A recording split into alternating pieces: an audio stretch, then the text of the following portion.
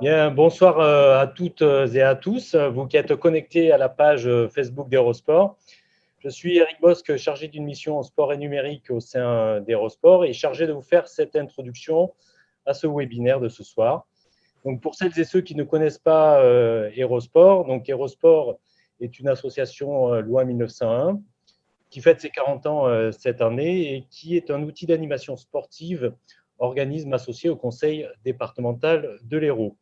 Hérosport est membre de la Fédération nationale des offices municipaux des sports et il adhère également depuis 2018 à l'association régionale occitane de la mêlée numérique, donc avec laquelle nous organisons ce soir ce webinaire. Nous sommes donc en direct pour un temps de témoignage autour des actions, des initiatives et des projets engagés par les acteurs du sport héroltais. Qui doivent faire face aujourd'hui à la transformation numérique et à l'évolution du sport. Donc, pour information, vous avez la possibilité de poser vos questions dans le chat. Violaine Bannon d'Hérosport assurera la modération. Et sans plus attendre, je vous propose d'ouvrir cette troisième édition de Sport numérique avec Nadège Esteban qui va animer ce webinaire. Merci Eric, bonsoir à toutes et à tous. Donc bienvenue sur cette édition, sur cette troisième édition de Sport Num, une édition un peu particulière puisque pour cette année nous sommes en format webinaire. Alors on va se rattraper, normalement c'est une demi-journée Sport Num, mais on se rattrapera en 2021 avec bien d'autres actions et notamment un trophée des initiatives sport et digital. Donc c'est un petit teasing, mais je vous en dirai un peu plus en fin de webinaire.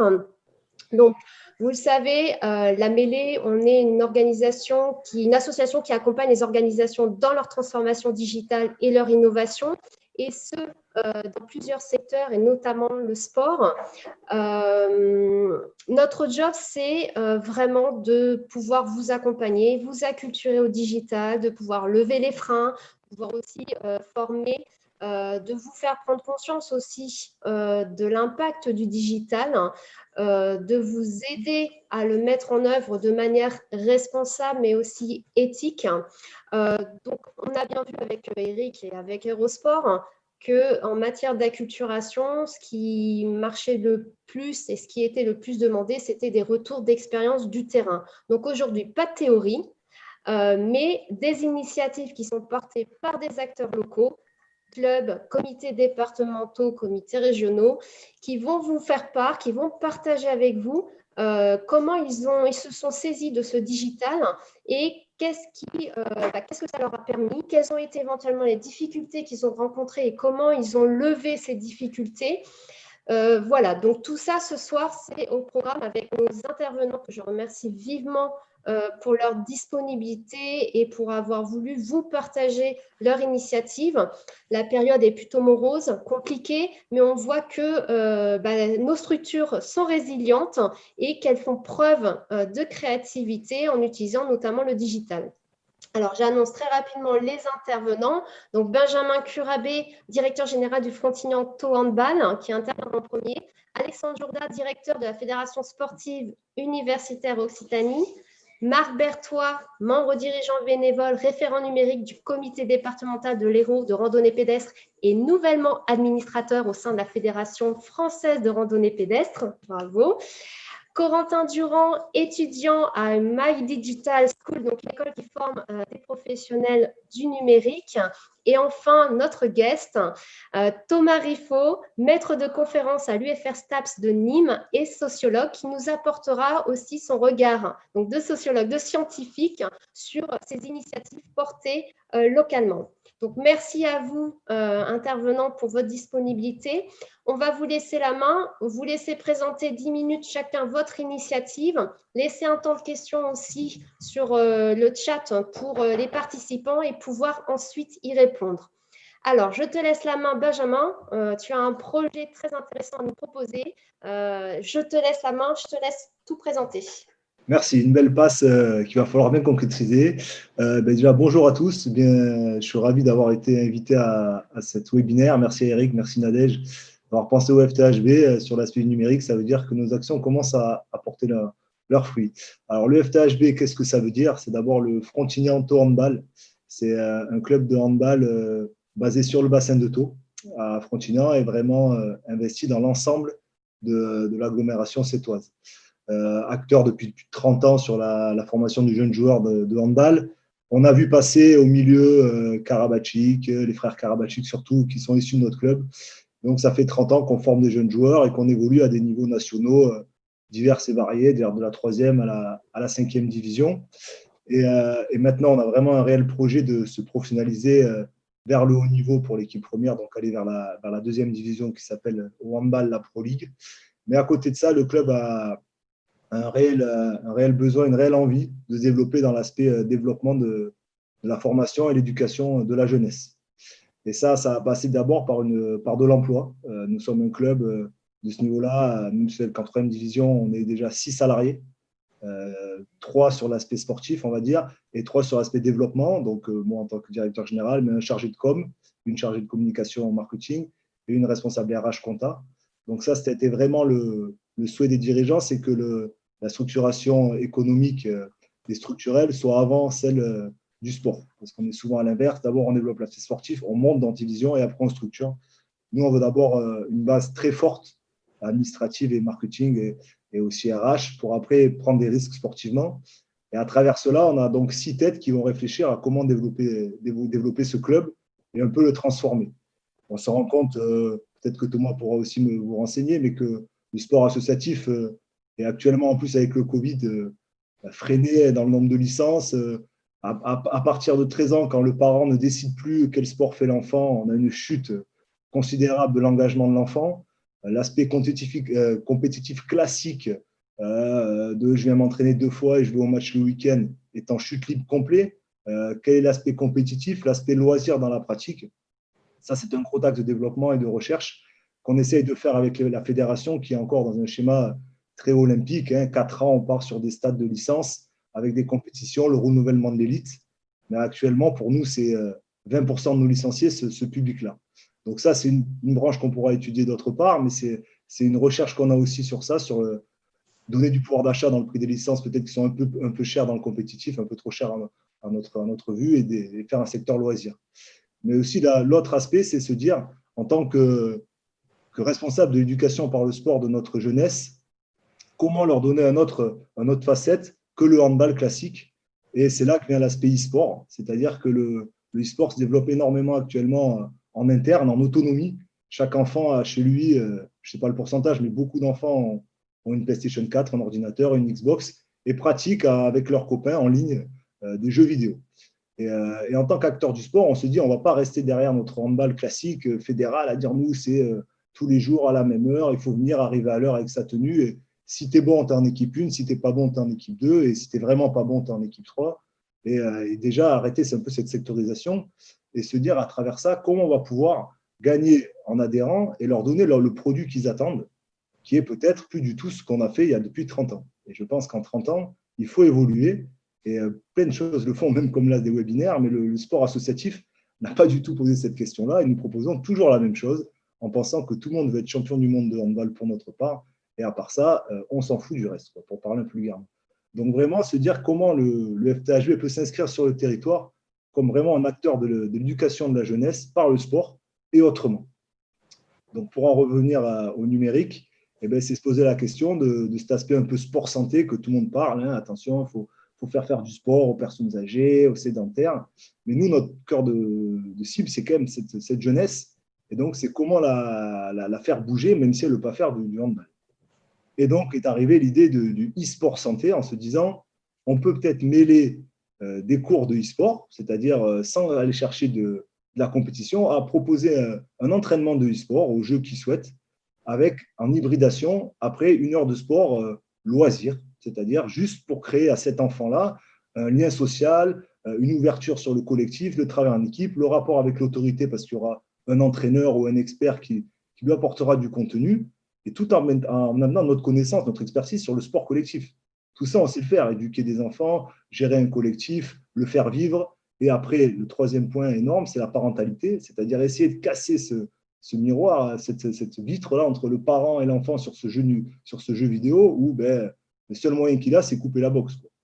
Et c'est peut-être montrer aux parents que l'enfant, on le forme, on le fait progresser, et à la fois, on le crée dans un peu une famille, nous on l'appelle la famille handball, la famille e-sport, avec des copains, ils vont progresser, ils vont s'entraîner, et après ça, ils vont aller faire un peu de sport pour aussi l'aspect santé, l'aspect voilà, se défouler et vraiment recréer, sortir cet enfant de chez lui et devant son écran, mais l'amener vers chez nous pour lui amener du contenu, parce que quand même, l'enfant ne va pas venir juste pour dire non, c'est lui amener du contenu pour être performé à son moindre niveau dans le e-sport et à la fois se sociabiliser et faire du sport au moins 1 heure à 2 heures par semaine. Et cela a pour le club un gros apport, on va dire, de solidarité et dans le sport santé. Mais à la fois aussi en termes d'image, on retombe un peu dans ce qu'il faut produire actuellement pour pouvoir donner de l'attractivité à son club. Voilà à peu près vers quoi le Frontignan Handball va se développer. Donc, c'est actuellement, nos freins, c'est un peu les locaux, le changement de position auprès des institutions, c'est-à-dire qu'on n'est plus un club de handball. Donc, attendez, pour nous, vous faites du handball, vous avez bien de créneaux, de gymnase, mais là, vous demandez d'acheter des ordinateurs, d'avoir une salle avec des bureaux, une connexion fibre. Nous, pour l'instant, on n'en est pas encore capable de s'ouvrir autant à ce genre d'association. Et donc, c'est pour ça que je remercie Eric qui m'a introduit avec le Krebs pour être un peu un poisson pilote de ce genre d'expérience. Et on croit vraiment à cette ouverture d'esprit et d'agitateur un peu du territoire parce que sinon, on ne croit plus au club de handball classique qui va faire ça. On tend sur des subventions publiques amenées à baisser, je pense pas, mais augmenter, je ne pense pas du tout. Sur le sport de haut niveau, ça sera autrement, ça sera par des sociétés, par du mécénat, par la vente de prestations, mais sur l'aspect jeunesse, je pense que le e-sport peut apporter vraiment une plus-value et diversifier notre offre avec 20% des gens qui veulent faire de la compétition. Ça, on saura toujours le faire. Mais après, les 80% dans du sport loisir et du e-sport, on aura aussi cette branche-là. Et après, pour parler de président, de club de développement, notre data et notre nombre de membres risque d'augmenter. Et donc, après, notre vente de produits dérivés et de merchandising va aussi suivre derrière. Et donc, après, notre chiffre d'affaires va augmenter. Et tout ça va aussi créer de l'emploi sur le territoire et permettre aux collectivités de justifier des aides et des subventions envers une association qui ne fait pas que du handball, donc qui représente 500 licenciés sur un territoire à plus de 50 000 habitants. C'est rien pour eux, quoi. Donc, c'est plutôt ça, c'est comment changer notre axe de développement pour être un acteur encore sur le territoire et aider les collectivités territoriales à aider cette jeunesse à grandir et à l'éduquer. Et ça sera à travers, on espère, le e-sport santé. Un terme très peu utilisé que nous avons peut-être jamais, nous on a cherché, on n'a pas trouvé, mais voilà. Beaucoup on parle de sport santé pour les personnes retraitées ou un peu plus âgées, mais nous, notre cœur de cible, vraiment, c'est jeunesse. On est éducation par le sport, éducation de la jeunesse. Et donc, on a pensé à ce e-sport santé pour introduire les jeunes dans notre programme de développement, loisirs et e-sport. Voilà, Nadège, j'espère que ça a été à peu près clair. J'ai essayé de synthétiser, je vais être à 9 minutes. J'espère, Thomas, j'ai rejoint un peu tes recherches, je ne sais pas du tout, tu peux intervenir. Mais voilà où est-ce qu'on en est. Je ne suis pas du tout chef de conférence. On a pas mal recherché sur cet aspect sociologique, mais c'est encore, il n'y a pas beaucoup encore d'indicateurs qui nous aident à vraiment avancer vraiment des études proches, mais propres. Mais je pense qu'au vu de nos retours d'expérience, on est vraiment à un virage là dans les clubs associatifs qu'il va falloir prendre très vite. Parce que si on ne le prend pas, on va perdre bien sûr beaucoup d'adhérents et donc de ressources propres qui sont les licences. Alors, j'ai une question. Oui, alors justement, on va venir aux questions parce qu'on a déjà une question dans le chat. Juste avant ça, c'est vrai que nous, avec Eric Bosque d'Erosport, ça nous intéressait que tu puisses partager ton initiative. Parce que comme tu le dis, c'est vrai que le club de Frontignan Handball, vous agitez pas mal et c'est super. Vous êtes en mode expérimentation et en matière de digital, c'est vrai que comme tu le dis, on a très peu de retours d'expérience.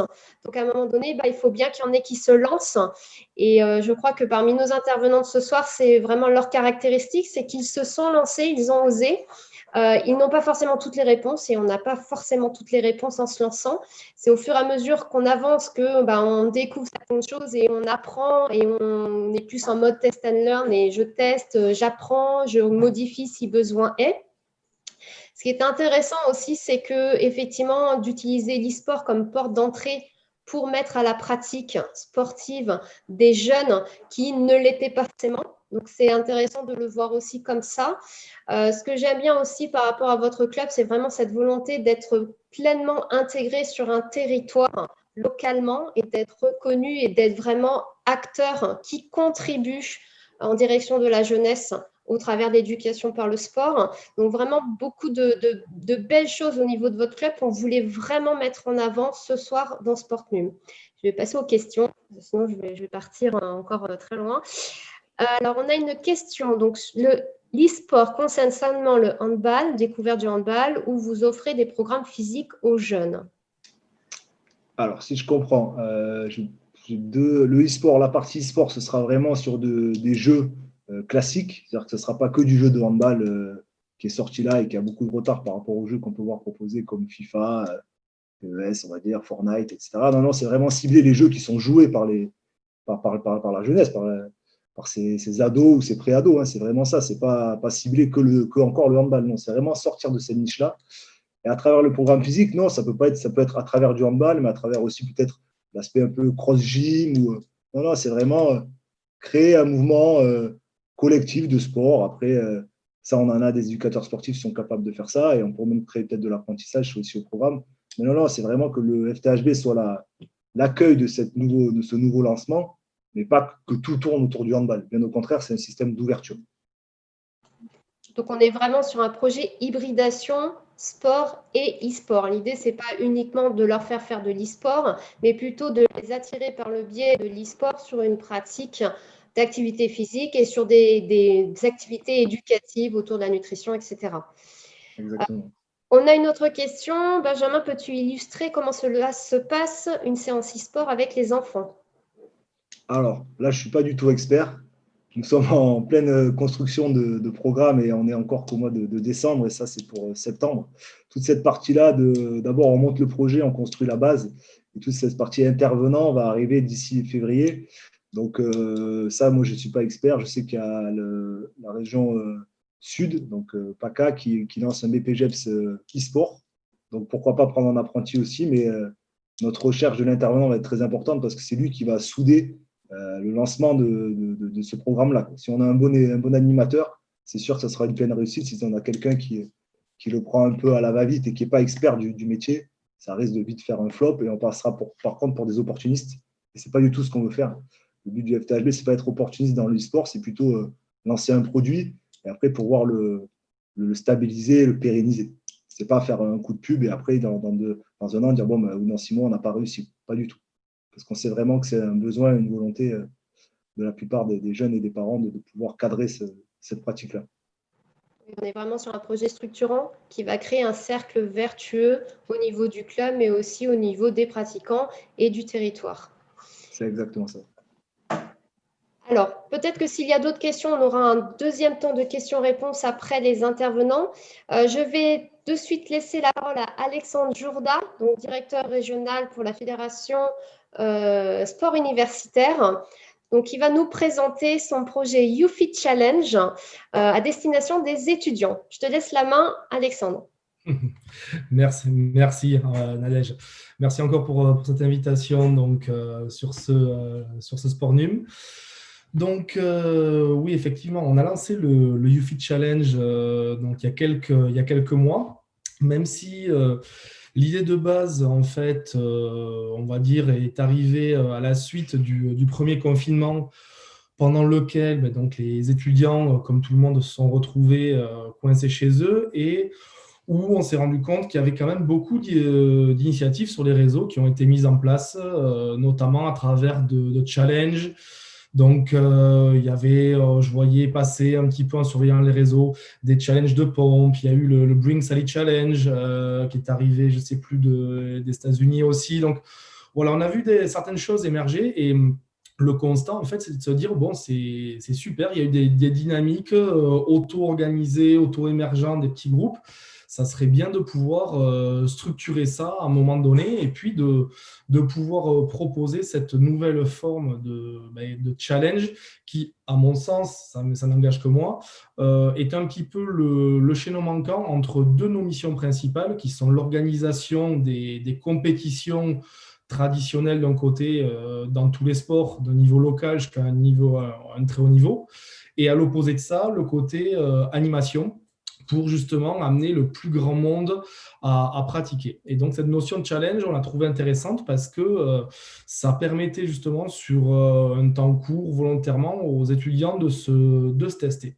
Donc, il a fallu réunir des compétences. Donc, au mois de septembre, j'ai pu réunir une équipe, alors que je salue au passage. Il s'agit de stagiaires de service civique. Donc, c'est Pierre-Louis Destailleur, Julie Castel, Morgane Gauthier, Cécile Chaumard qui est community manager et qui sont peut-être connectés là. Donc, je les salue.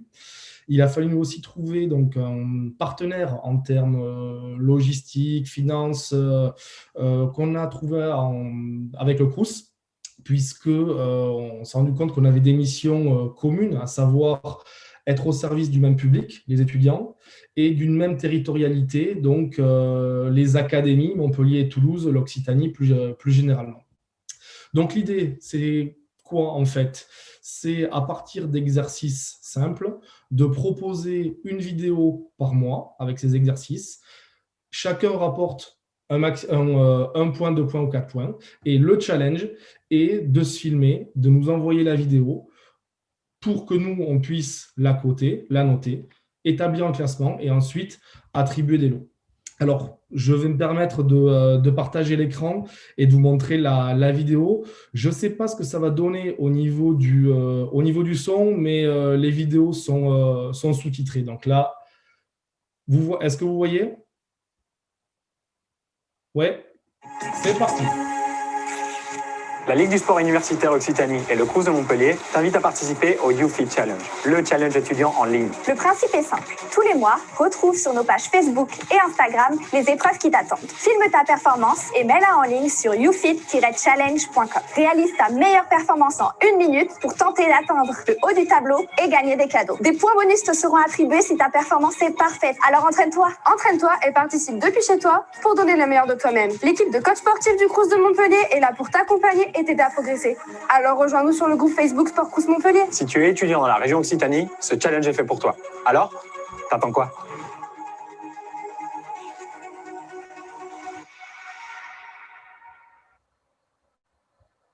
Ok, donc je reviens, voilà. Donc vous avez compris, l'idée en fait, c'est vraiment un challenge fait par les étudiants, pour les étudiants. Donc l'idée, c'est vraiment de les mettre maximum en valeur.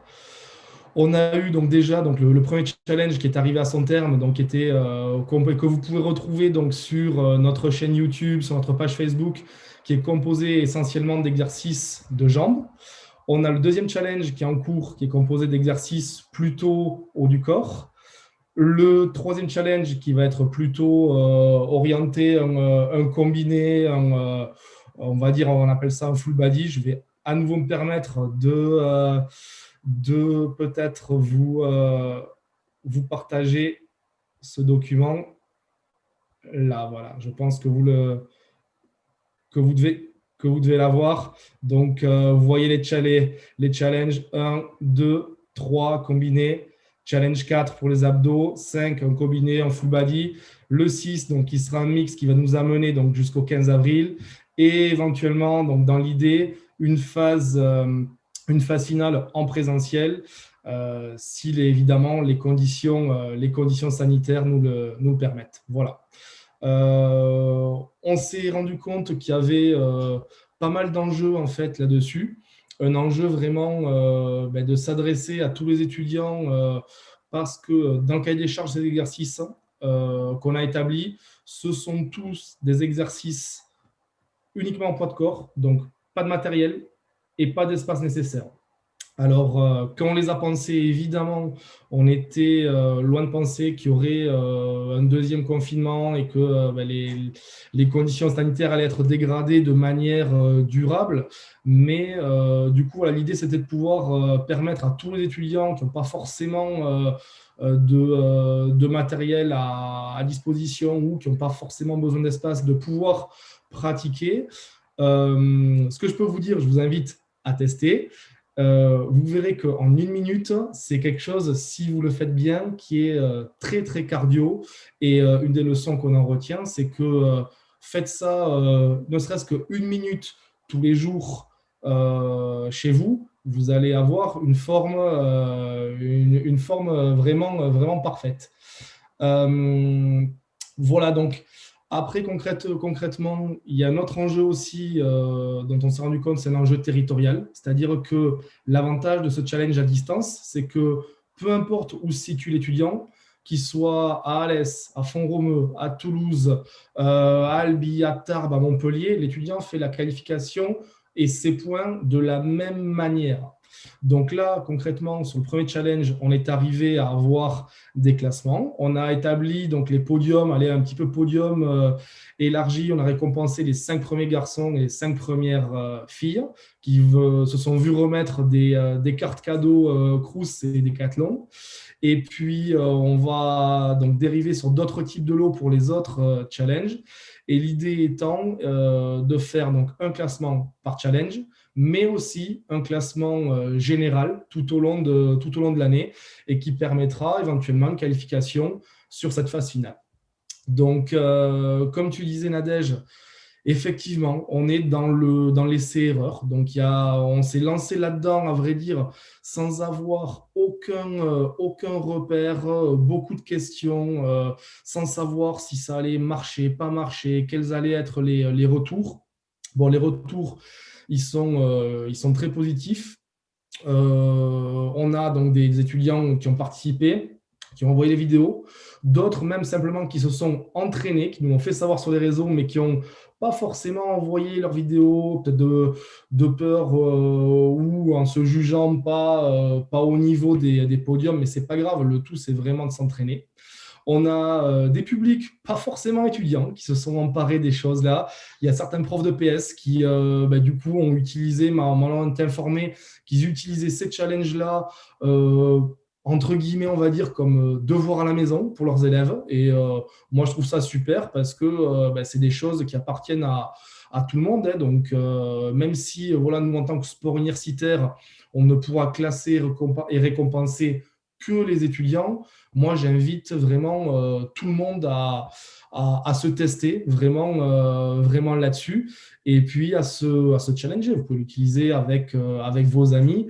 Et ce que je peux vous dire, c'est qu'on on se rend compte mois après mois, challenge après challenge, qu'il y a des évolutions qui sont possibles en termes de collectif, de territorialité, le fait de se représenter soit une association sportive, une association humanitaire, son BDE, son université, et les possibilités sont infinies.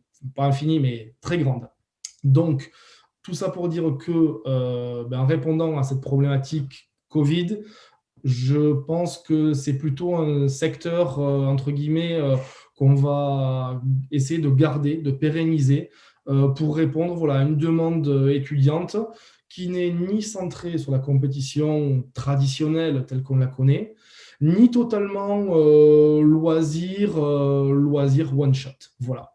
Donc, j'espère que j'étais assez clair. Donc, je vous invite, je vous fais un dernier petit partage à aller du coup donc, sur notre site, donc youfit-challenge, hop là, youfit-challenge.com, à aller sur notre page Facebook, Léo Occitanie. C'est ça qui s'affiche en ce moment, je pense. Hop, là, on a une vidéo d'un participant et vous retrouverez donc voilà, tous les challenges qui sont sur notre page. Voilà. Merci à vous. N'hésitez pas pour les questions. Alors, merci Alexandre pour cette présentation. Moi, ce qui nous plaît avec Eric, c'est que utiliser le challenge. Alors, on l'a vu avec Benjamin, la porte d'entrée, c'était utiliser l'e-sport santé. Là, tu es parti sur un autre modèle en utilisant le challenge comme porte d'entrée pour transformer des non-pratiquants en pratiquants ou pour permettre la continuité d'une pratique pour ceux qui sont déjà pratiquants, et ce, même avec le confinement. Ce qui me plaît aussi, c'est qu'il y a cette notion de gamification. Alors, il n'y a pas cette notion de compétition traditionnelle, et tu l'as bien souligné. Il y a cette notion de gamification, de vidéo. Donc là, on utilise le langage, les outils de la jeune génération, pas que, et des adultes qui sont encore dans la notion de jeu. Ce qui me plaît aussi, c'est que c'est un projet qui est fait par les étudiants pour les étudiants, donc qui implique les parties prenantes. Et je crois que le digital, c'est aussi ça, la transformation digitale. On le dit, on le répète, ce ne sont pas que des usages, ce ne sont pas que des outils. C'est aussi une nouvelle manière de fonctionner ensemble, de communiquer, d'entrer en relation ensemble et d'être dans cette intelligence collective, d'être dans un mode de fonctionnement en horizontalité et plus en silo. Donc ça, c'est un bel exemple de projets qui sont portés par des parties prenantes. Et enfin, il y a un moment donné, tu l'as dit, et c'est quelque chose que moi je défends, que le numérique est à un moment donné un catalyseur de connexion humaine, parce que peu importe la situation géographique, on a la possibilité de participer à ce challenge grâce donc au digital. Alors, pour les questions, peut-être que comme on est un petit peu juste au niveau du temps, on va avancer avec notre troisième intervenant. N'hésitez pas à poser vos questions sur le chat pour que Alexandre puisse vous répondre. Alors, on l'a vu, c'est un challenge étudiant, mais le modèle qui est présenté par Alexandre est un modèle qui peut être repris hors cadre étudiant. Donc, c'était ça qui nous intéressait. Et après, il y a peut-être aussi des synergies qui peuvent être créées. On l'a vu avec la Fédération Sport Universitaire et notamment les profs de PS. Donc, il y a peut-être des choses à mettre en place avec les délégués académiques au numérique au niveau des rectorats, notamment pour les écoles. Voilà. Donc, je vais donner… Oui, Alexandre, pardon. Et juste une dernière petite chose aussi.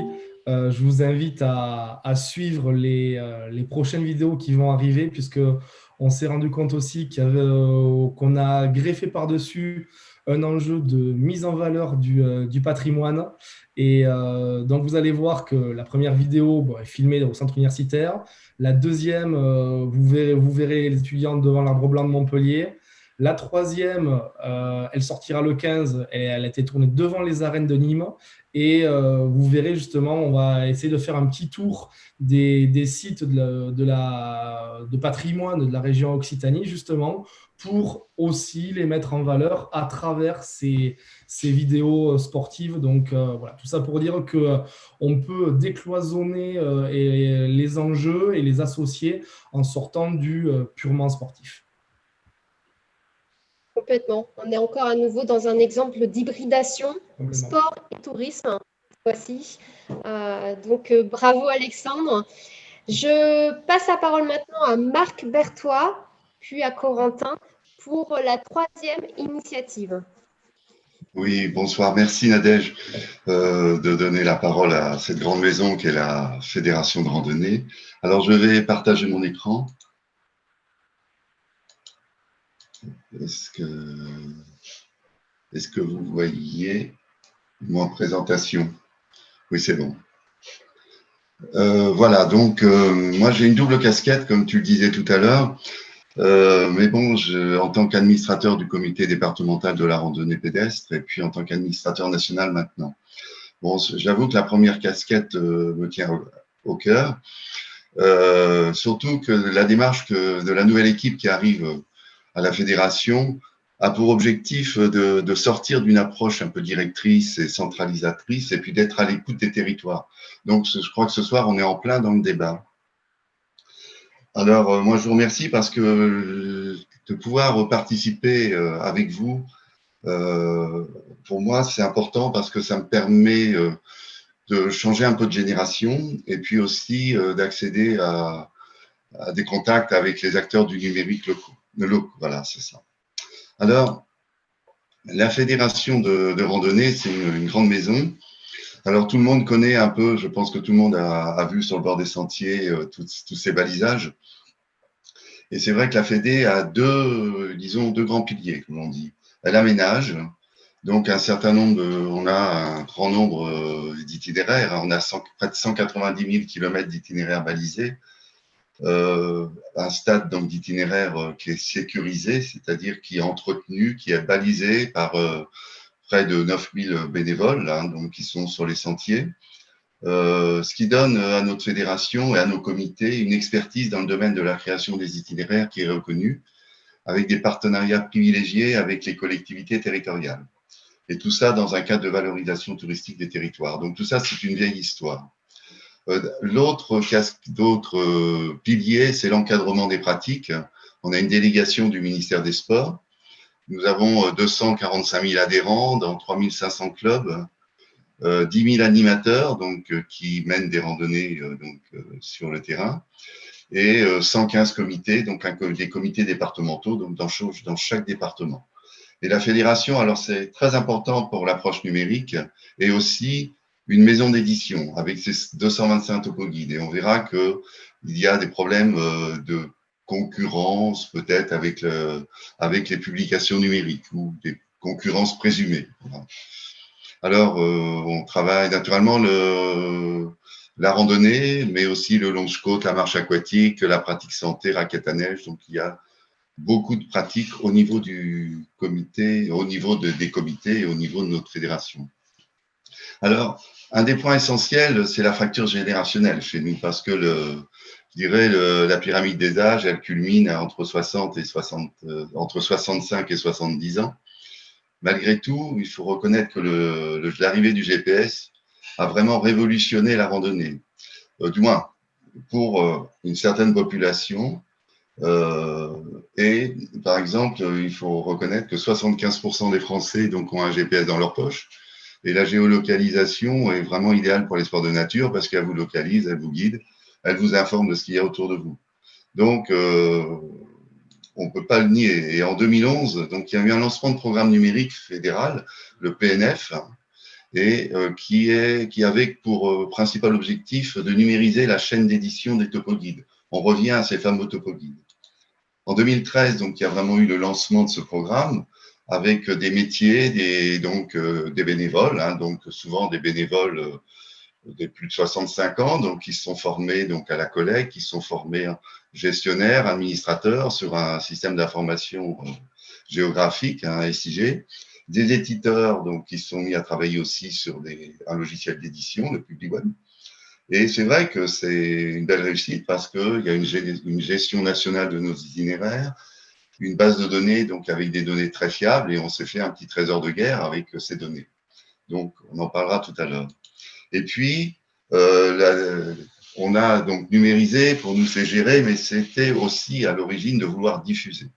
Alors, on a lancé en 2016 un site, MonGR, mais que l'on a vraiment ciblé sur un public, le public de l'itinérance. Tout à l'heure, je vous montrais, il y avait différents types d'itinéraires. Il y a les GR qui sont des grands itinéraires de randonnée. Alors, c'est vraiment, je dirais, la base de la fédération de randonnée.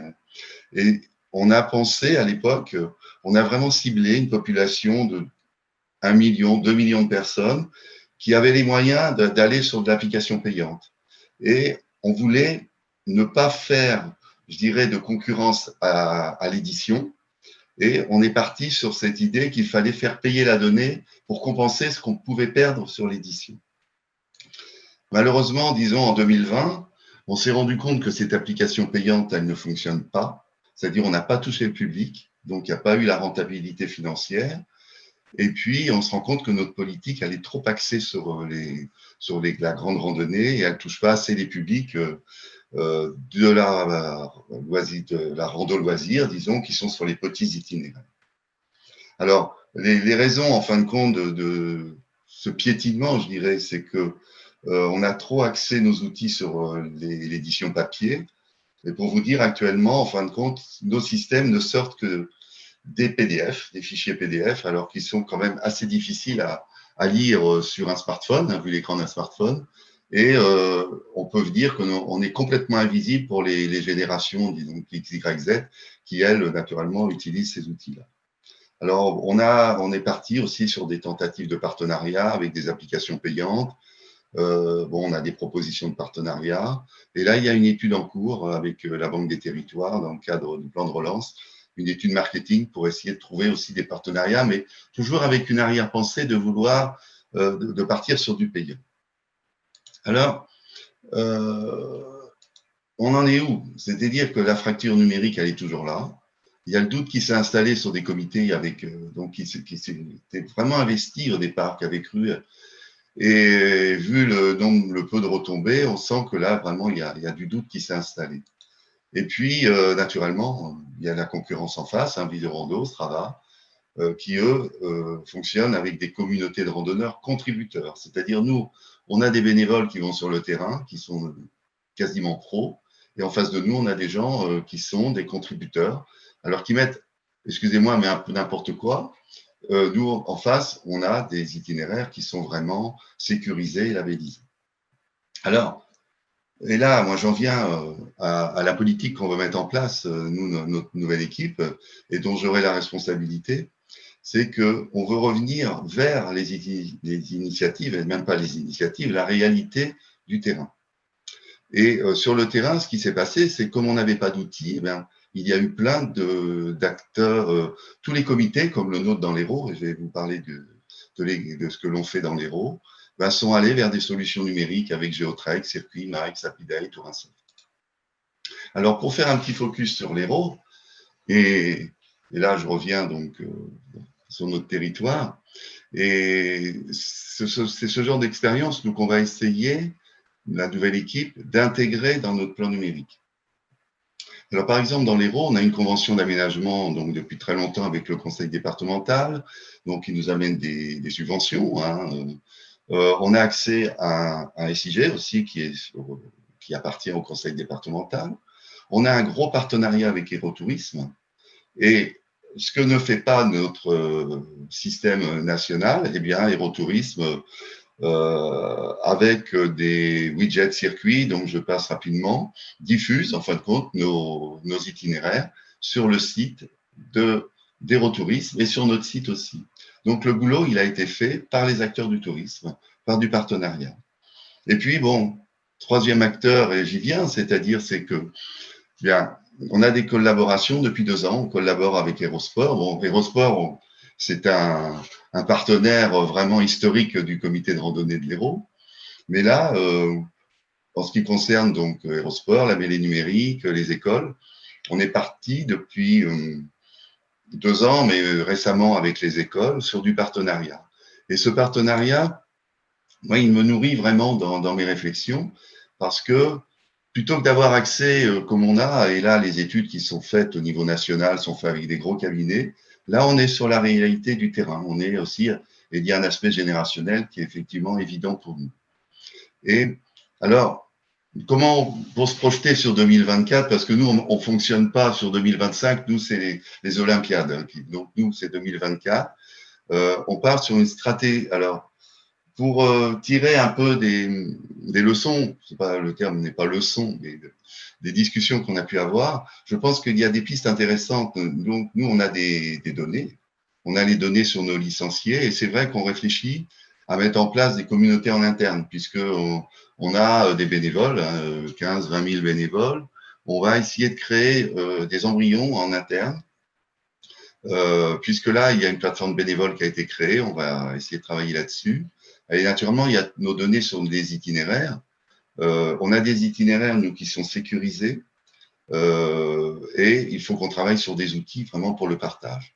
Mais il y a une deuxième piste, moi, qui me paraît très intéressante et pour laquelle la Fédé a vraiment un avantage, c'est-à-dire qu'on voudrait relier la signalétique du terrain à la donnée, c'est-à-dire à être dans une logique ascendante. Là, on est plutôt ce que je peux rappeler une logique descendante, c'est-à-dire on a la donnée qui est qu'on en a sur notre smartphone et elle va nous amener sur le terrain. Nous, là, comme on est vraiment les maîtres de la signalétique sur le terrain, on peut envisager de mettre des tags Et je pense, vu la forte visibilité avec nos 190 000 km, je pense que là, on peut proposer quelque chose d'intéressant.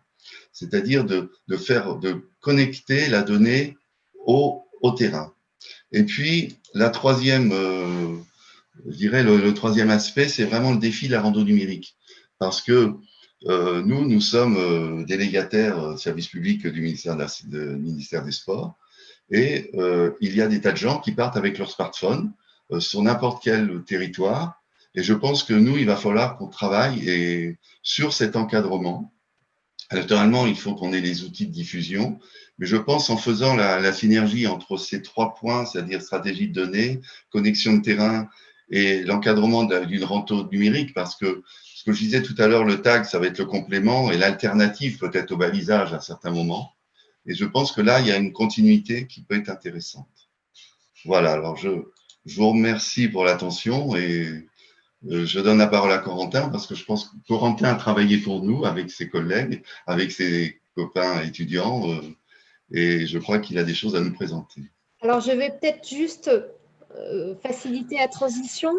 Donc, effectivement, par rapport à ce qui a été présenté par Marc, il y a une partie qui est aussi un projet en expérimentation avec Eurosport et la Mêlée, dans laquelle on intègre des écoles et il y a la création de synergies. Je pense que Marc, dans ta présentation, tu as bien insisté sur la recherche de partenariat, l'ouverture du comité de la fédération vers l'extérieur, vers d'autres acteurs qui sont aussi partie prenante par rapport à la randonnée, donc notamment le département, bien sûr, et aussi des écoles. Donc, c'est aussi des synergies qui peuvent être créées pour les structures sportives et qui peuvent être des synergies gagnant-gagnantes, à la fois pour les écoles qui sont en recherche de cas pratiques, de cas réels, d'être vraiment en lien avec les réalités professionnelles et non pas des cas fictifs.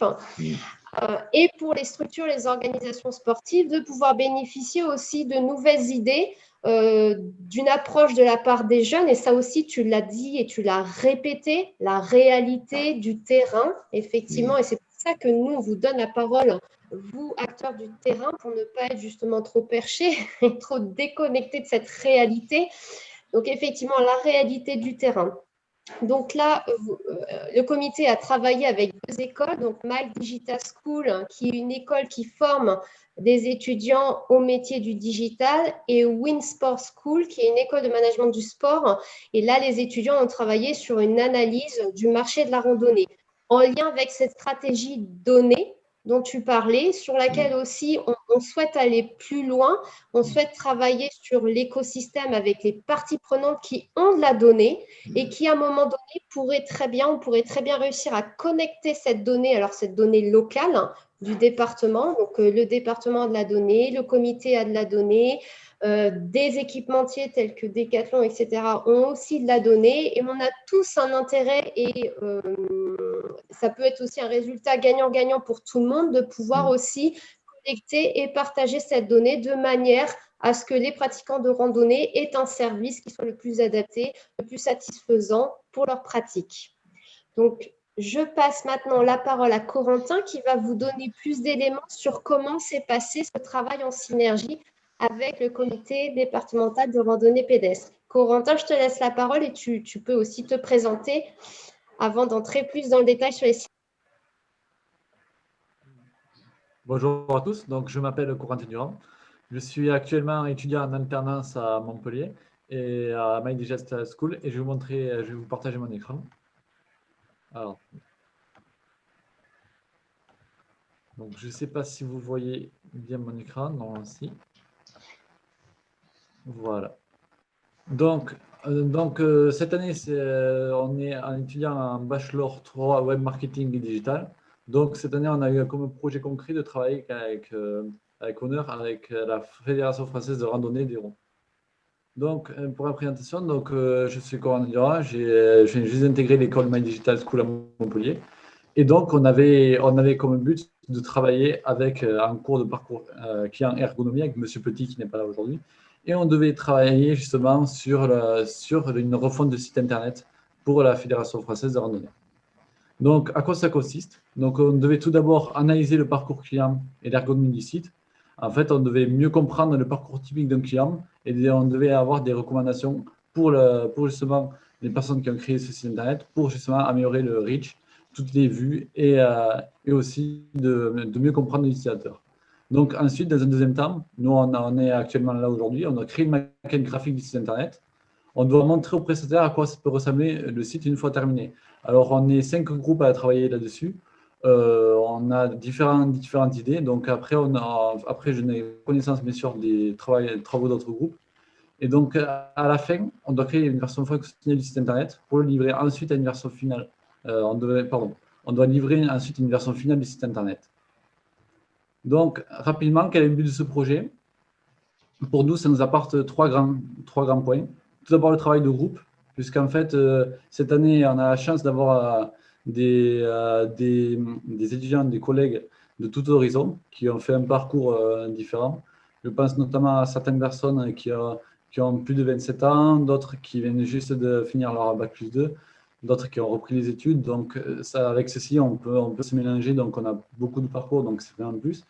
On a la chance aussi, du coup, de travailler sur un projet concret. En effet, les cours qu'on a, on peut les réutiliser dans ce projet et on fait une mise en pratique, on discute avec les professeurs pour justement améliorer nos compétences et pour pouvoir ensuite, dans le marché du travail, les soutenir. Et après, c'est du coup un challenge entre groupes, vu qu'en fait, Monsieur Berthois, qui est ici, choisira parmi les 5 projets celui qui pense être le meilleur. Et donc, du coup, il y a un petit challenge entre nous, on en rigole. Donc voilà, c'est une courte intervention, mais j'aurais aimé vous montrer plus, mais là, justement, on doit rendre les projets aujourd'hui, donc on n'a pas encore les avancées. Merci beaucoup. Merci Corentin. Donc c'est effectivement un projet qui a démarré il y a très peu de temps à la rentrée pour les étudiants. Et l'idée avec Eurosport, c'est de vous en faire un retour beaucoup plus sur les aspects plus techniques. Alors sans rentrer dans le discours des développeurs et des web marketeurs, mais dans quelque chose de plus accessible, de manière à ce que tous les comités, les clubs puissent aussi avoir des idées sur comment on peut améliorer son site internet, comment on prend réellement en compte le client, donc le pratiquant que l'on cherche à atteindre. Voilà, donc ça, c'est quelque chose que l'on proposera dans un second temps qui devait être prévu dans notre demi-journée SportNum. On avait un peu plus de temps pour l'intégrer. Donc là, effectivement, on le prévoira à un autre moment. Alors, peut-être que ce qu'on peut faire, parce que je vois qu'on a quelques questions, je vais au moins prendre quelques questions qui sont dans le chat avant de donner la parole à Thomas pour qu'il nous donne son éclairage. Donc, une question de Alain Fabaron, donc j'en profite pour le saluer. Associer les randonnées avec la gastro, la culture, l'histoire, la nature, la santé, etc. Donc ça, je pense que Marc, effectivement, c'est quelque chose qui est prévu au niveau de la randonnée. Peut-être, est-ce que tu veux rebondir sur cette remarque ? Alors, ça se fait déjà, mais ça ne se fait pas au niveau du numérique. Bon, nous, on est les rois de l'honorando dans l'Hérault. Mais c'est vrai que donner une dimension numérique serait vraiment important. Alors, ça se fait dans d'autres, disons, sur d'autres territoires, mais je pense qu'on peut envisager, par exemple, après, autour d'un itinéraire existant, de faire plusieurs versions, c'est-à-dire une version pour les enfants, une version qui va être sur le numérique, qui va être sur la culture, une autre qui va être sur l'environnement. Et c'est vrai que ça ouvre plein de possibilités. Que chacun, en fin de compte, ait sa lecture. Il y a tout ce qui concerne aussi la marche en ville, qui peut être très intéressant aussi, avec des découvertes culturelles. Et je pense que là, ça se fait déjà d'une manière un peu traditionnelle, mais là, le numérique ouvrirait vraiment beaucoup de possibilités. Ça, c'est sûr. Alors, Thomas, peut-être je te laisse la main parce que je vois qu'il y a eu d'autres questions. Une question de Lisa, que je salue aussi. Mais je vois que Florian a apporté la réponse à sa question. Donc peut-être, Thomas, je te laisse la main pour nous apporter ton regard, toi, de sociologue, sur ces initiatives, sur les questions qui ont été posées. Oui, bonjour. Merci Nadège, merci à Eric pour cette initiative. Toujours à la fois passionnante parce qu'on arrive à se rencontrer, à discuter, à échanger. Un peu frustrante, soyons honnêtes aussi, parce que ça aurait été plus sympa de le faire en vrai. Mais bon, on fait comme on peut. Bon, je suis vraiment très intéressé par tout ce qui a été dit. Je vais essayer d'être court. L'idée était plutôt de se centrer sur les initiatives plutôt que sur les analyses du sociologue que je suis. Mais quand même, si on peut essayer de préparer une sorte de conclusion, on voit bien là dans toutes les initiatives qui nous ont été proposées que les outils numériques, au sens large, offrent une occasion quand même relativement rêvée au monde du sport pour essayer d'affronter des défis qu'on a très bien identifiés depuis longtemps, mais on n'arrivait pas à trouver les outils pour espérer pouvoir y répondre.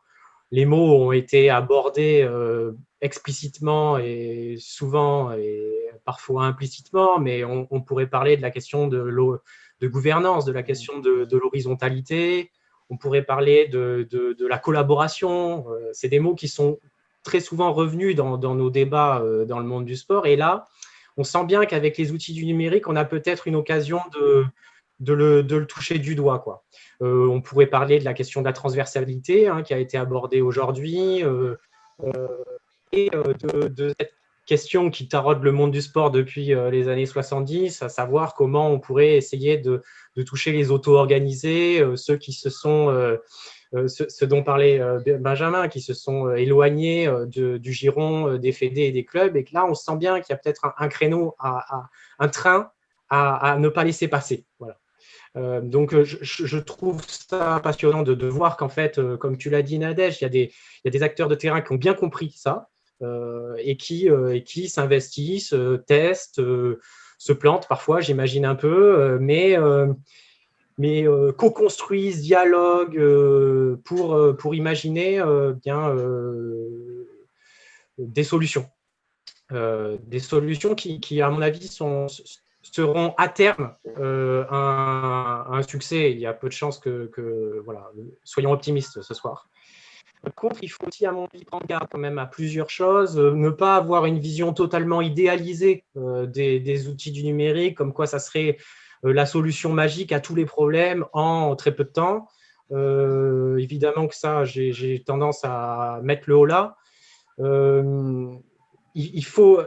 Tous les outils du numérique ne permettent pas de régler tous les problèmes en même temps. Il faut, à mon sens, commencer par identifier les problèmes qu'on souhaite régler pour ensuite bien sélectionner, choisir le bon outil. Voilà, c'est comme un tournevis. L'idée, c'est qu'un tournevis cruciforme, ce n'est pas très pratique pour mettre une vis plate. Voilà, vous avez compris la métaphore. Donc, je pense qu'il ne faut pas imaginer que c'est un coup de baguette magique. Voilà. Et certains intervenants ont d'ailleurs noté, et on le sait tous ici, que la question du numérique, elle implique aussi de dépasser un certain nombre de freins. Alors, quand on parle des freins liés au numérique, on a toujours l'habitude d'imaginer ça comme des freins techniques, où il faudrait former les acteurs à manier l'outil, à bien savoir où il faut se connecter, trouver le lien, télécharger le fichier dans le bon format, etc. Moi, j'ai envie, en tant que sociologue, d'insister aussi sur le fait qu'il y a des freins qui sont culturels, qui sont historiques, voire symboliques, je dirais. Et que ça demande aussi à nous tous, là, acteurs, de ne pas faire qu'une formation technique, mais aussi de faire une formation sur le culturel, sur le fait que les choses changent et que c'est ainsi et qu'il faut aussi l'accepter, que ça fait aussi partie du jeu. Et ça me semble vraiment important à expliquer. Et le débat sur le e-sport est caricatural à ce sujet. Voilà, il y a 2 heures, j'étais en formation, je faisais une formation pour Decathlon. Encore une fois, la question du e-sport m'est arrivée. Et on voit bien que même un acteur comme Decathlon s'interroge sur cette question et qu'il y a friction. Et la friction, elle n'est pas du plan technique, là. Elle est très, très clairement sur le plan symbolique. Voilà. La blague de Decathlon, c'était de savoir s'ils allaient nous vendre des consoles. On est clairement on voit bien que c'est mis sur le ton de l'humour, mais on voit bien ce que ça implique.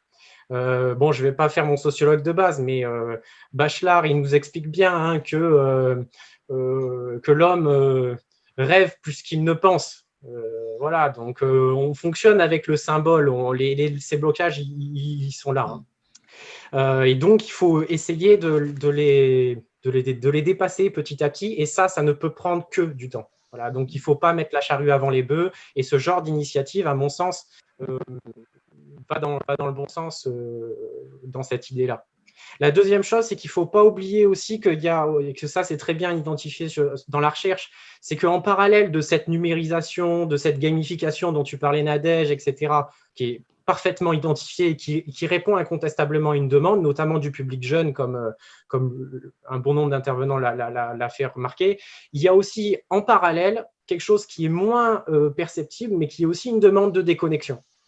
Et donc, il ne faut pas imaginer que la vague numérique va tout submerger, que le monde du sport sera 100% digital dans quelques années, parce que cette demande de déconnexion, elle existe et je ne pense pas qu'elle va disparaître tout de suite, ce qui veut dire qu'en fait, il faut continuer absolument à jouer sur les deux tableaux. Et la question du confinement a été vraiment instructive sur cette question parce qu'on s'est retrouvé avec des sportifs qui avaient beaucoup de plaisir à participer aux initiatives du genre de celle qui a été présentée par Alexandre.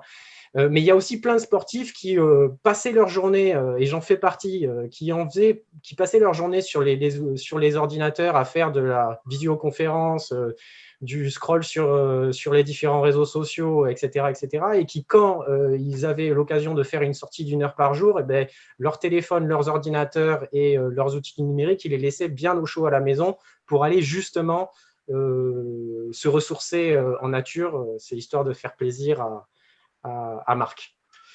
Juste pour terminer, et je m'arrête là, je veux juste, je remarque juste que tous les acteurs qu'on a eus ce soir sont à encourager, à mon sens, parce que, comme je l'ai dit, ils innovent, voilà, et c'est ce qu'on demande aux acteurs du monde du sport, d'autant plus que tout le monde sait que le monde du sport est dans la tempête, voilà. Depuis un certain temps, voilà, qu'il évolue en permanence, la demande évolue, les pratiques évoluent, etc. Donc, il ne faut surtout pas, à mon avis, jouer la carte du chêne dans les fables de La Fontaine. Hein. Il faut jouer la carte du roseau, celui qui plie dans la tempête et qui ne rompt pas. Voilà. Et c'est en innovant qu'on arrivera à avoir ça.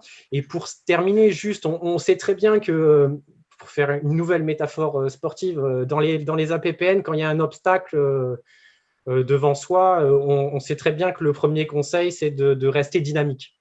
Voilà, si vous faites du kayak, vous savez que quand il y a les rapides, il faut continuer à pagayer. Sinon, on se retourne. Et bien, c'est un peu ce que je voulais appuyer ici, surligner, c'est que là, on a des intervenants qui pagayent dans les rapides. Et à mon avis, c'est quand même la meilleure solution pour s'en sortir. Et ça donne de l'espoir dans une période franchement morose sur le plan sportif, soyons honnêtes. Voilà, je ne prends pas plus de temps, je vous remercie, j'ai appris plein de choses et j'espère que je contribue modestement au débat.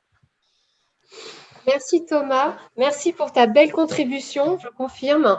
Alors, nous avons eu des questions sur le chat pendant ton intervention. Alors, Thomas ou un de nos intervenants, n'hésitez pas à répondre. Première question de Alain.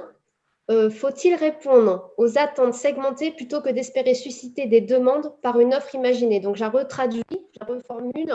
Est-ce qu'il faut partir de la demande du terrain ou est-ce qu'il faut se lancer et créer des choses sans forcément tenir compte de la demande en espérant que cette demande puisse suivre? Alors, est-ce qu'on est plus sur une politique d'offre ou une politique de la demande? Je pense que les intervenants ont répondu.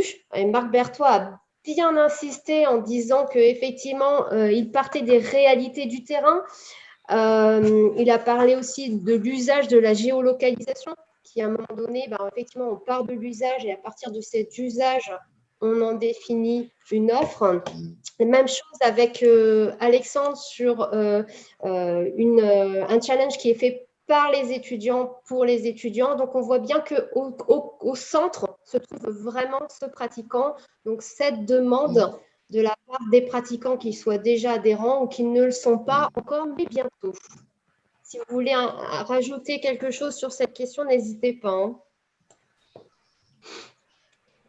Je continue sur la deuxième question de Thierry Boué. Donc, j'en profite aussi pour te saluer, Thierry. Je suis pourtant à fond transphonum, mais concernant les topos, donc l'escalade dans son cas, hein, il représente le comité régional d'escalade. Pour le moment, c'est la vente des topos papier qui permet le financement de l'entretien des falaises. Alors, qu'en est-il au niveau de la randonnée? Est-ce que justement cette vente, est-ce qu'il y a une sorte de cercle vertueux qui permet à un moment donné de participer à l'entretien des sentiers? Alors, en ce qui concerne les topos, nous, c'est vrai que c'est un gros revenu pour notre fédération. Et dans les territoires où il y a un parallèle entre les topos et le numérique, on se rend compte que la concurrence n'est pas si importante que ça. C'est-à-dire que le topo est un complément. Alors peut-être qu'il va falloir qu'on change un peu le type. Bon, nos topos sont un peu anciens. Et je pense que lorsqu'on va aller lorsqu'on est actuellement déjà sur le plan sur le secteur touristique, je pense qu'il va falloir qu'on ait une complémentarité entre le numérique et le topo qui va peut-être être lui, qui va porter un peu plus au niveau documentaire, au niveau du texte, au niveau de plus qu'un topo guide qui est simplement un outil qui permet de se guider sur le terrain. Donc si je peux encore prendre 30 secondes, on se rend compte qu'il y a un basculement, c'est-à-dire que nous, les partenaires que l'on a, qui sont des communautés de communes, commencent maintenant par demander la version numérique, parce que pour eux, ils pensent que déjà c'est beaucoup plus facile à diffuser que du topo guide, ça leur donne une plus grande visibilité. Et c'est vrai que ça va changer la donne, parce qu'avant, il fallait un topo. Alors, il y a un dernier aspect aussi, c'est que le fait d'intégrer aussi pour un territoire notre catalogue de topos, c'est aussi une reconnaissance quelque part. Donc voilà, c'est des choses qui bougent, mais il y a quand même, et je rejoins ce que disait la personne concernant les falaises, le topo a quand même de la vie devant lui, je pense. Voilà. Merci Marc. Dernière question du coup, pour Thomas. L'interaction ne se limite plus au présentiel, sa symbolique évolue maintenant dans le monde virtuel. Ce frein peut se lier aussi sur la socialisation entre les participants et non-participants, une sorte d'exclusion des gens hors du numérique. Donc effectivement, la fracture du numérique, on le sait, c'est quelque chose dont il faut tenir compte. C'est aussi pour ça qu'il y a des associations qui œuvrent à l'acculturation du numérique de la population. Thomas, je te laisse la parole. Oui, alors je ne suis pas totalement certain de comprendre la question, mais bon, évidemment que la question du numérique, de la fracture numérique dont tu parles, elle doit être prise en compte dans nos réflexions. Mais ça confirme ce que je dis, c'est-à-dire qu'il faut, en fait, avec ou sans fracture numérique, il ne faudrait pas parier, il ne faut absolument pas parier sur le tout numérique. C'est-à-dire que l'idée, c'est de jouer l'hybridation et la complémentarité. C'est pour ça que je trouve que l'initiative de Benjamin est intéressante, c'est-à-dire l'un ne remplacera pas l'autre. Voilà, soyons honnêtes, c'est juste des outils. Un outil, ça reste dans la caisse à outils, on le sort quand on en a besoin. Voilà, et c'est comme ça qu'il faut l'imaginer. Parce que déjà, les transformations, ça prend du temps, on le sait, sur le plan historique, et c'est comme ça qu'il faut réfléchir. Et ça permet de décomplexer l'histoire de la fracture numérique, à mon sens. Et puis après, sur l'histoire du symbolique, là, l'interaction ne se limite plus au présentiel, sa symbolique évolue maintenant dans le monde virtuel. Là, je ne suis pas sûr de saisir, mais je voulais juste...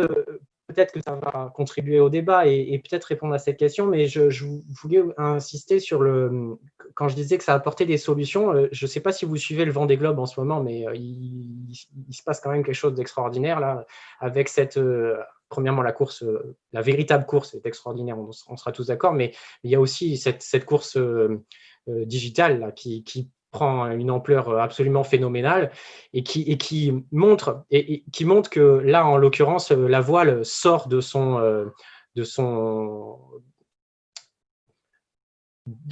monde, voilà, grâce à cette initiative, et que tout le monde s'y retrouve finalement. Ceux qui sont connectés, ceux qui ne sont pas connectés, ceux qui s'y connaissent en voile, ceux qui ne s'y connaissent pas. Donc là, il y a un outil qui devient un outil éducatif, qui devient un outil de démocratisation, etc. Et c'est pour ça que j'insistais au début de mon intervention sur le fait qu'on a, depuis 20 ans, on entend, pour ceux qui suivent les débats sur le monde du sport, ces mots-là, on ne sait jamais par quel bout les prendre. On a l'impression que c'est les sociologues qui délirent ou les chercheurs qui sont connectés du terrain et on ne trouve pas de solution palpable et concrète. Et bien là, on a quand même une palette d'outils absolument incroyable parce qu'on parle toujours des mêmes, mais il y a des initiatives qui sont partout au plan national et international qui méritent d'être soulevées. D'ailleurs, comme Eric le fait très bien sur Facebook, là, à chaque fois qu'il entend parler de quelque chose, il nous le dit. Il y a des initiatives, il faut un peu piocher là-dedans pour essayer de répondre aux problèmes locaux qui nous préoccupent à l'instant T. Voilà. Je m'arrête là, mais on pourrait en parler 3 heures. Je vous avais dit qu'il fallait plus qu'une heure et qu'il fallait une journée de travail sur cette question. Si on avait pu, on l'aurait fait. Merci Thomas. Alors, on arrive à la fin de ce webinaire, mais avant de le clôturer, je voudrais quand même laisser une dernière fois la parole à nos intervenants s'ils souhaitent rajouter un élément clé par rapport à ce qui s'est dit ce soir ou qui n'aurait pas encore été dit. N'hésitez pas, je donne la main à Benjamin. Non, pour un peu suivre le discours et la présentation de Thomas, c'est vraiment se dire qu'est-ce que va être notre club de demain. Est-ce qu'on va rester dans notre sport qu'on sait faire et être à la volonté ou pas d'un enfant de s'inscrire à faire cette pratique de sport collectif ou individuel, ou est-ce qu'on va apporter un peu plus à cet enfant-là, plus que la pratique et plus que l'entraînement, vraiment une vie en communauté, une vie de fantaisie. Et quand on parle de Vendée Globe, moi je pense plutôt à la virtual course qui est beaucoup plus suivie race que la vraie course.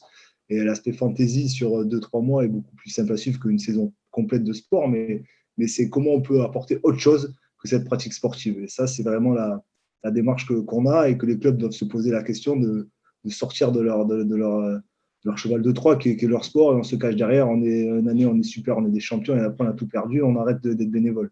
Donc, c'est vraiment créer un lien social et un objectif social et un vrai projet de développement, mais vraiment hors de la pratique, hors des résultats sportifs. Et ça, c'est vraiment le rôle des clubs dans les années à venir, dans l'aspect social et développement de l'éducation par le sport. Voilà, et créer des emplois parce qu'il y a plein de jeunes bien motivés qui peuvent aider des bénévoles. Ça coûte un peu cher au départ.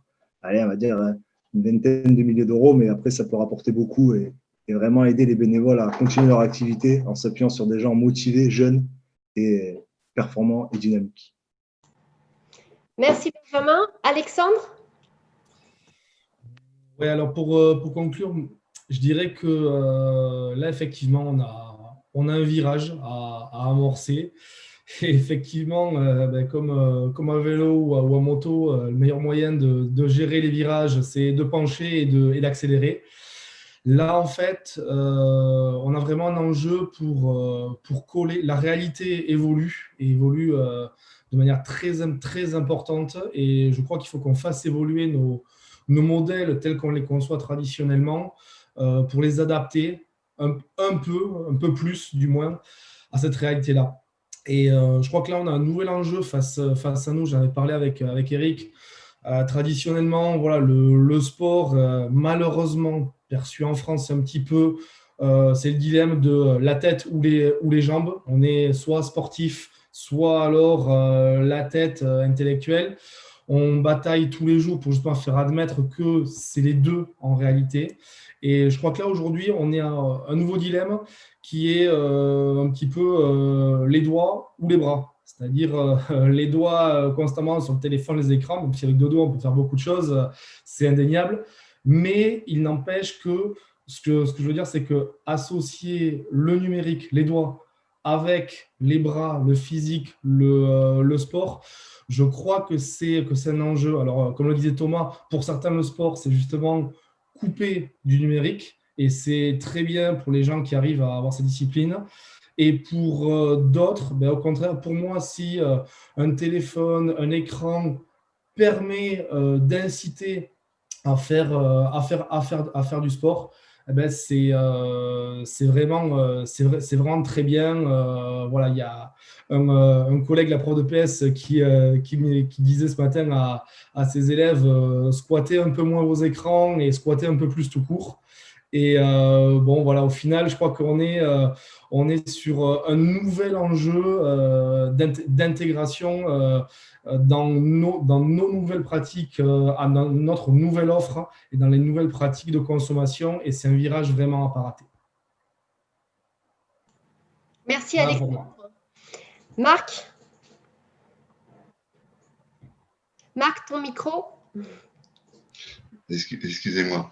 Nous, on est un peu sur un paradoxe parce que chez nous, il y a des gens qui ne comprennent pas qu'on va y aller sur le numérique parce qu'ils se disent on ne va pas aller avec notre smartphone sur les sentiers.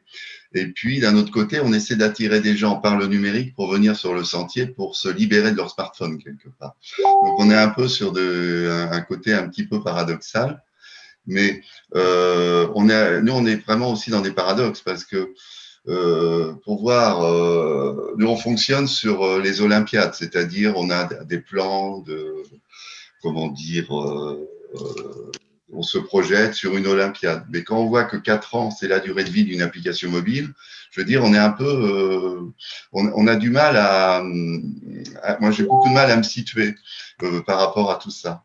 Parce que lorsqu'on a fait notre fameux plan numérique, on l'a fait il y a 10 ans et en fin de compte, les objectifs qu'on s'était donnés sont complètement dépassés. Mais moi, j'y crois beaucoup parce que, bon, là, effectivement, on a beaucoup critiqué ce qui s'était fait au niveau national. Là, moi, j'ai un challenge pas possible parce qu'on a la main. Voilà. Maintenant, il ne faut pas qu'on se trompe. En fin de compte, mais bon, on va peut-être se tromper aussi. Mais moi, je suis passionné par tout ce qui m'attend là dans les années à venir. Parce que là, on a la possibilité on a la main pour faire les choses. Voilà. Et j'espère que vous allez m'aider à rester les pieds sur terre et les pieds dans le numérique. Voilà. Merci Marc. Thomas, un petit mot pour la fin?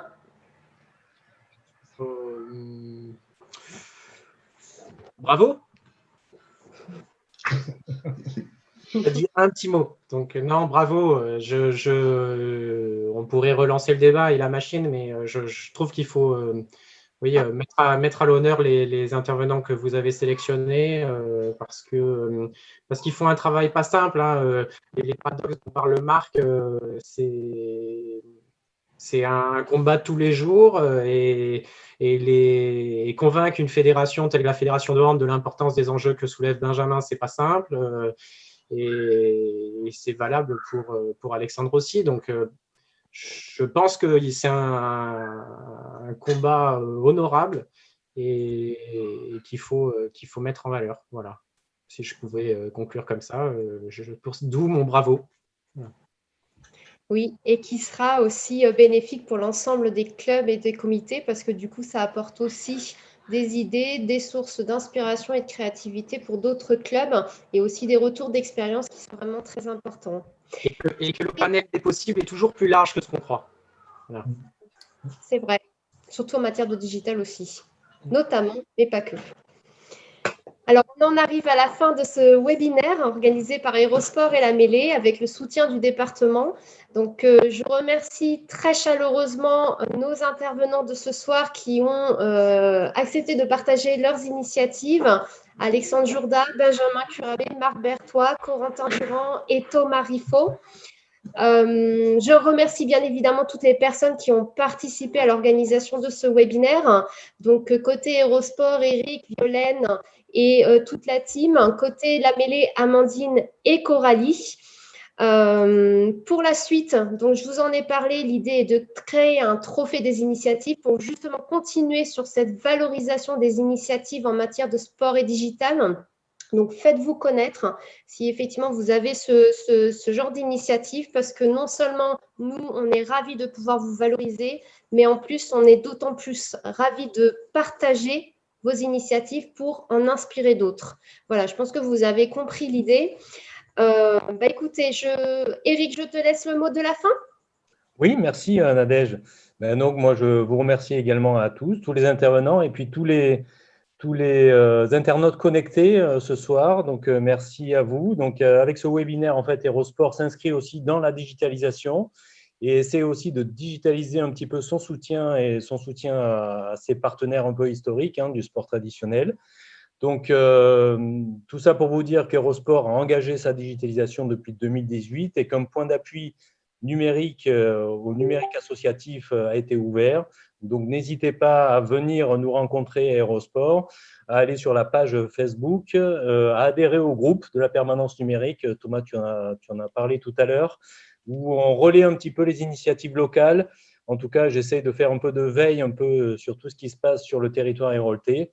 Donc, n'hésitez pas à faire remonter ce que vous faites, toutes vos innovations. Voilà, donc je vous donne rendez-vous à l'année prochaine en présentiel dans la 4e édition Sport numérique à Pierre-Vive, je l'espère. Et puis, merci donc aux étudiants. Merci à tous. Voilà.